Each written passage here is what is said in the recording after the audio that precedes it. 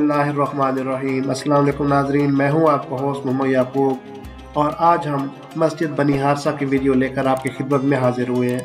ये वो मुबारक मकाम है जहां पर आप सल्लल्लाहु अलैहि वसल्लम ने ग़ज़वा उहद से वापसी पर आराम किया। तो आइए वीडियो की तरफ चलते हैं। वीडियो शुरू करने से पहले वो तमाम नाज़रीन जिन्होंने अभी तक हमारे चैनल को सब्सक्राइब नहीं किया तो वो सब्सक्राइब कर लें और साथ लगे घंटी के आइकन को दबा दें ताकि हमारी आने वाली हर नई वीडियो सबसे पहले आपको मिले। मस्जिद बनी हारसा जबल उहद के नज़दीकी वाक़ है। यहाँ से जबल उहद का रास्ता तकरीबन 10 मिनट की मुसाफत पर है। ये मैं आपको थोड़ा दिखाता हूँ। ये सामने आप देख रहे हैं जो आपको पहाड़ नज़र आ रहा है, ये जबल उहद है और इस जबल उहद पहाड़ के साथ ही ग़ज़वा उहद का जहाँ पर हुई वो मैदान है। मस्जिद बनी हारसा ये वो मुबारक मकाम है जहाँ पर आप सल्लल्लाहु अलैहि वसल्लम और सहाबा कराम ने ग़ज़वा उहद से वापसी पर आराम किया।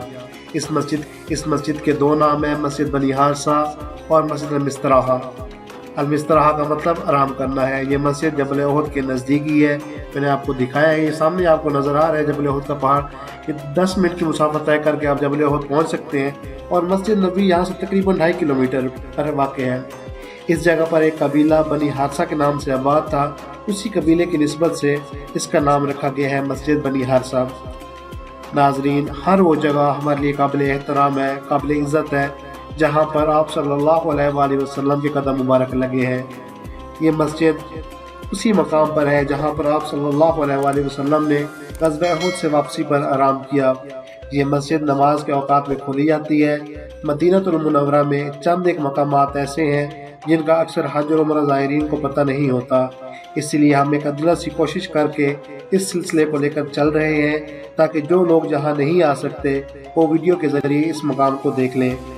ये मस्जिद सैयद शुहदा रोड पर मौजूद है।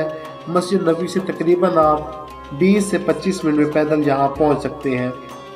नाजरीन, ये आपके सामने मस्जिद बनी हारसा और इस मस्जिद के बाहर जो एक बोर्ड भी लगा हुआ है जिसके ऊपर इस मस्जिद का नाम और इसके बारे में तफसीलात दर्ज है कि ये मस्जिद की क्या तारीख़ी अहमियत है।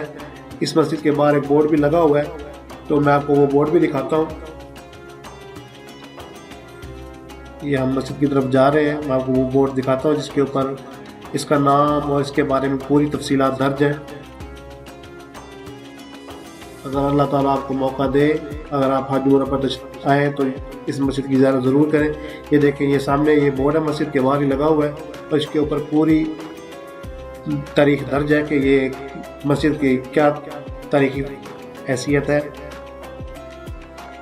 नाज़रीन, उम्मीद करता हूँ ये वीडियो आपको पसंद आई होगी और आपकी मालूमात में इजाफा हुआ होगा।